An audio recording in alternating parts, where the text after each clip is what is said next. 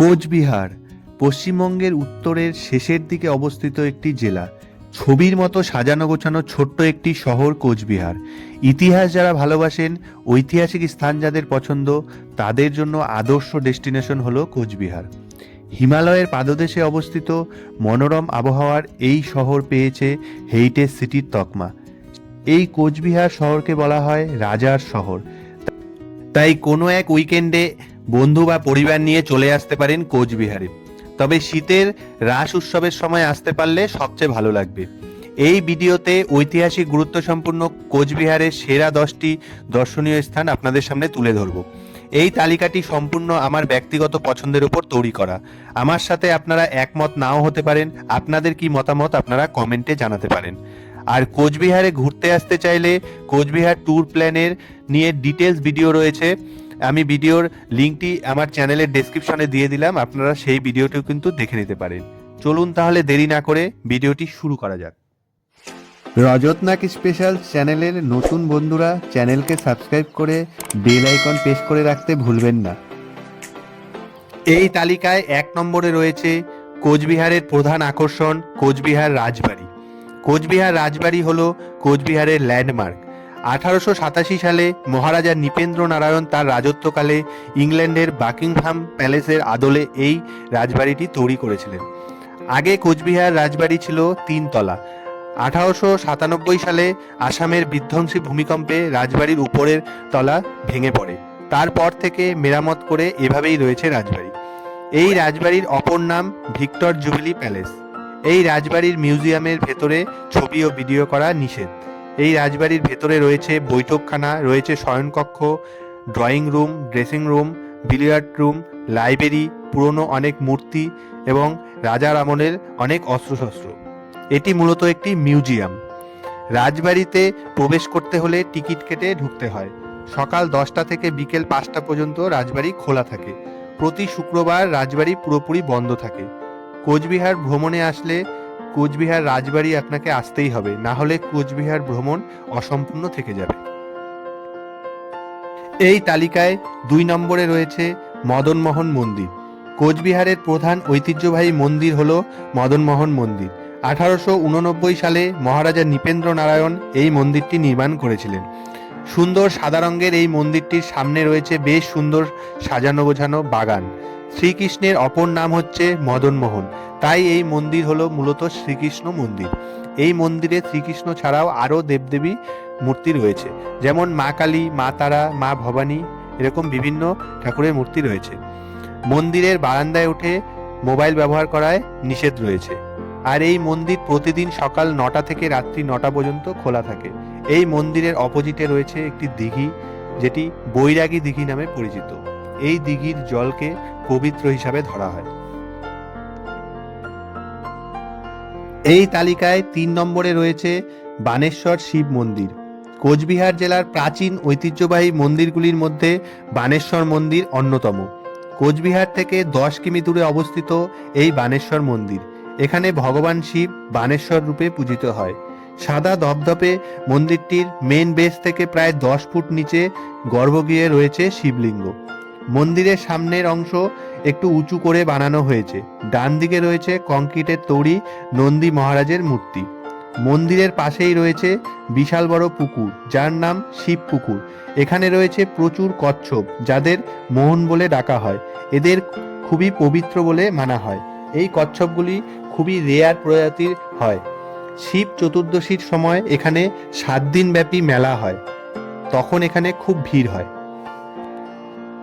এই তালিকায় 4 নম্বরে রয়েছে কোচবিহার হেরিটেজ গেট। নতুন করে তৈরি এই কোচবিহার হেরিটেজ গেট বেশ সুন্দর। দিনের বেলা যতটা সুন্দর, রাতের বেলা আলোর ঝলকে এই কোচবিহার হেরিটেজ গেটের সৌন্দর্য আরও বেড়ে যায়। তাই কোচবিহার ঘুরতে আসলে রাতে একবার এই গেট দেখতে অবশ্যই আসতে পারেন। এই তালিকায় 5 নম্বরে রয়েছে গোসানিমারি রাজবাড়ি। কোচবিহার থেকে এই জায়গার দূরত্ব প্রায় 30 কিমি। এই জায়গাটি কোচবিহারের একটি রহস্যময় ঐতিহাসিক স্থান। আর্কিওলজিক্যাল সার্ভে অফ ইন্ডিয়ার তরফে জানানো হয়েছে, প্রচলিত বিশ্বাস অনুযায়ী গোসানিমারি রাজবাড়িটির ঢিপিটি হলো কামতাপুরের মূল দুর্গ ছিল। এখানে আসলে দেখতে পাবেন অনেকগুলো সিঁড়ি উপরের দিকে চলে গিয়েছে। এই উপরেই রয়েছে একটি মাঠের মতো জায়গা বা ঢিপি। কোচবিহারের এই ঐতিহাসিক জায়গাটি হলো ভ্রমণপ্রিয় মানুষদের কাছে একটি অন্যতম আকর্ষণ। আর এই রাজপাট থেকে কিছুটা দূরেই গোসানিমারিতে রয়েছে ঐতিহাসিক কামতেশ্বরী মন্দির। খেন রাজাদের সময়কার মন্দিরটি ধ্বংস হয়ে গিয়েছে। পরে 1665 সালে কোচবিহারের মহারাজ প্রাণনারায়ণ এই মন্দিরটি পুনর্নির্মাণ করেছিলেন। গোসানিমারি রাজপাট দেখতে আসলে এই মন্দিরটিও ঘুরে দেখতে পারবেন। এই তালিকায় 6 নম্বরে রয়েছে রসিক বিল। কোচবিহার থেকে প্রায় 45 কিমি দূরে অবস্থিত এই রসিক বিল। রসিক বিল হলো কোচবিহার জেলায় অবস্থিত একটি ছোট্ট হ্রদ। রসিক বিলের চারদিকে অরণ্যে ঘেরা। এই জায়গা পাখিদের জন্য স্বর্গরাজ্য। আর এখানে রয়েছে ছোটখাটো একটি জু।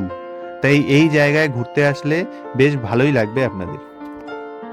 এই তালিকায় 7 নম্বরে রয়েছে সাগর দিঘি।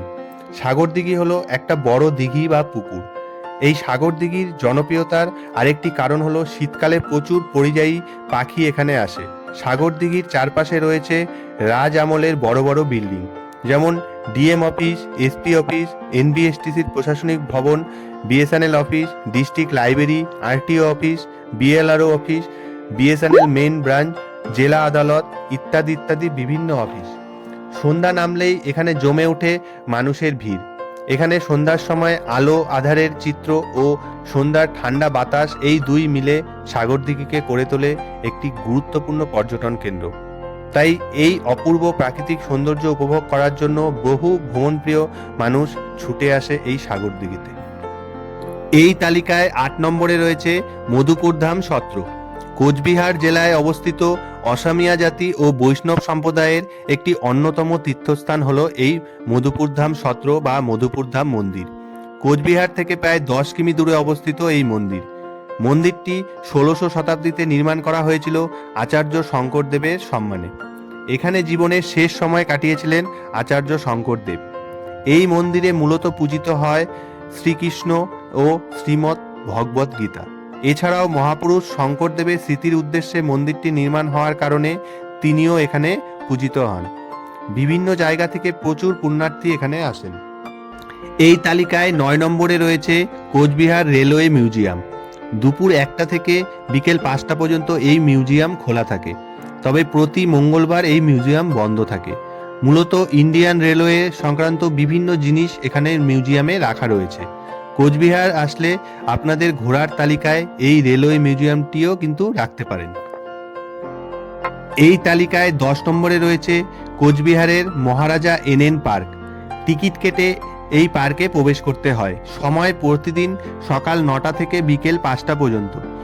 132 বছরের পুরনো এই পার্কে প্রবেশ করার পরে সামনেই দেখতে পাবেন গাছের মাধ্যমে তৈরি করা পার্কের নাম নরেন্দ্র নারায়ণ পার্ক, যা এনএন পার্ক নামেই পরিচিত। এই পার্কে বাচ্চাদের ও বড়দের সকলের বিনোদনের ব্যবস্থা রয়েছে, তাই সময় থাকলে এই পার্কটিও ঘুরে দেখতে পারেন। এই ছিল কোচবিহার জেলার সবথেকে জনপ্রিয় 10টি পর্যটন স্থল। এছাড়াও আরও কিছু জায়গা রয়েছে, যেমন সিদ্ধেশ্বরী কালীবাড়ি, বড় দেবীবাড়ি মন্দির, সিদ্ধানাথ শিব মন্দির, Salbagan, Torsa river, gents king school ইত্যাদি বিভিন্ন জায়গা। এগুলো জায়গাও চাইলে ঘুরে দেখতে পারেন। যদি আপনাদের মনে হয় এর বাইরে আরও অন্য কোনো জায়গা টপ 10-এ হতো, তাহলে কমেন্ট করে জানাবেন। ভিডিওটি ভালো লাগলে লাইক, কমেন্ট, শেয়ার করবেন। আর নতুন নতুন ভ্রমণ ভিডিও পেতে চ্যানেলটি সাবস্ক্রাইব না করা থাকলে সাবস্ক্রাইব করে বেল আইকন প্রেস করে রাখবেন। আবার দেখা হবে নতুন কোনো জায়গা নিয়ে পরের ভিডিওতে। ততক্ষণ সকলে ভালো থাকবেন, সুস্থ থাকবেন। ধন্যবাদ।